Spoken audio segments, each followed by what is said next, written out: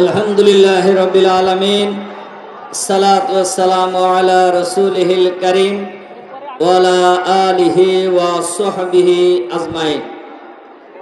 বাংলাদেশ জামাত ইসলামী বগুড়া শহর ও জেলার উদ্যোগে আয়োজিত আজকের এই সুধী সমাবেশের জনাব সভাপতি, শহর জামাতের সংগ্রামী আমির জননেতা জনাব আবিদুর রহমান, আজকের এই বিশাল সুধী সমাবেশের সম্মানিত প্রধান অতিথি, বিশ্ব ইসলামী আন্দোলনের অন্যতম প্রধান, বাংলাদেশের 18 কোটি মানুষের প্রাণপ্রিয় নেতা, আমাদের শ্রদ্ধেয় নেতা, বাংলাদেশ জামাত ইসলামীর সংগ্রামী আমির, সংগ্রামী জননেতা জনাব ডাক্তার শফিকুর রহমান, বিশেষ অতিথিবৃন্দ, কেন্দ্রীয়, জেলা এবং মহানগরীর নেতৃবৃন্দ, সাংবাদিক বন্ধুগণ, শহীদ ও আহত পরিবারের সম্মানিত সদস্যবর্গ, সম্মানিত সুধী মণ্ডলী,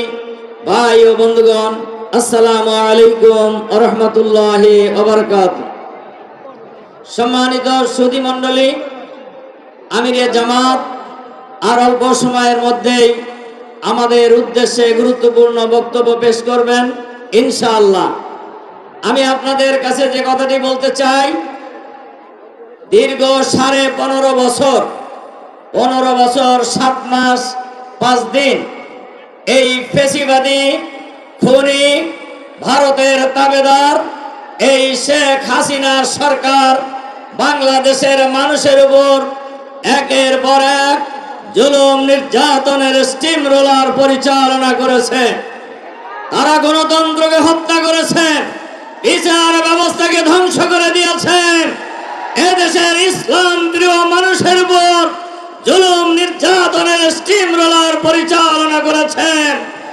এই বাংলাদেশের মাটি থেকে ইসলাম নিশ্চিহ্ন করার জন্যই জামাত ইসলামীর আমিরে জামাত মাওলানা মতিউর রহমান নিজামী, সাবেক সেক্রেটারি জেনারেল আলী হাসান মোহাম্মদ মুজাহিদ সহ জামাত নেতৃবৃন্দকে অন্যায়ভাবে বিচারের মাধ্যমে, প্রশাসনের বিচারের মাধ্যমে তারা হত্যা করেছে। আল্লাহ তাআলা কোরআন শরীফে বলছেন, ওয়াকাযালিকা জাআলনা ফি কুল্লি ক্বরিয়াতিন আকাবিরা মুজরিমিহা ওয়ালিয়ামকুরু ফিহা ওয়ামা ইয়ামকুরুনা ইল্লা আনফুসাহুম ওয়ামা ইয়াশউরুন। তারা, আমি আল্লাহ বলছেন, প্রত্যেক জনপদেই আমি ক্ষমতাবানদেরকে দুর্বৃত্তে পরিণত হতে দেই।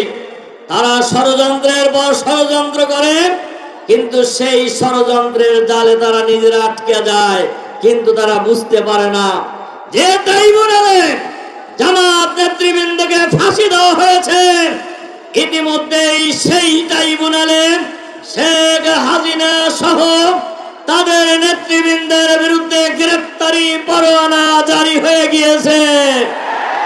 আজকের এই বিশাল সুধী সমাবেশে আমরা সরকারের কাছে আহ্বান জানাবো, শেখ হাসিনা সহ এই খুনিরা পৃথিবীর যেখানেই থাকুক না কেন তাদেরকে গ্রেফতার করে বাংলাদেশে নিয়ে এসে আদালতের কাঠগড়ায় দাঁড়িয়ে বিচারের মাধ্যমে ফাঁসি কার্যকর করতে হবে।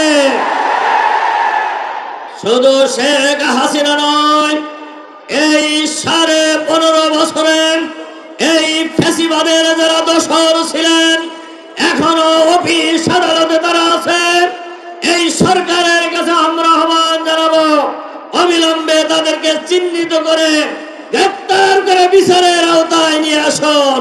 বঞ্চিত যোগ্য সৎ দক্ষ বিচারকদেরকে সেই সকল জায়গায় নিয়োগ করুন। সংগ্রামী ভাই এবং বন্ধুগণ, এর সাথে সাথে এই আহ্বান জানিয়ে আমার বক্তব্য শেষ করতে চাই, বাংলাদেশের মাটিতে আর কোন ফ্যাসিবাদের উত্থান আমরা হতে দেব না ইনশাআল্লাহ। বাংলাদেশের জনগণ আর কোন ফ্যাসিবাদ বাংলাদেশে প্রতিষ্ঠিত হতে দেবে না। সুতরাং ফেসিবাদের দোসররা যারা বাংলাদেশের মাটিতে মাঝে মধ্যে উকিঝুঁকি মারার চেষ্টা করছেন, তাদেরকে আমরা পরিষ্কার ভাষায় বলতে চাই, উকিঝুঁকি মারার চেষ্টা করবেন না।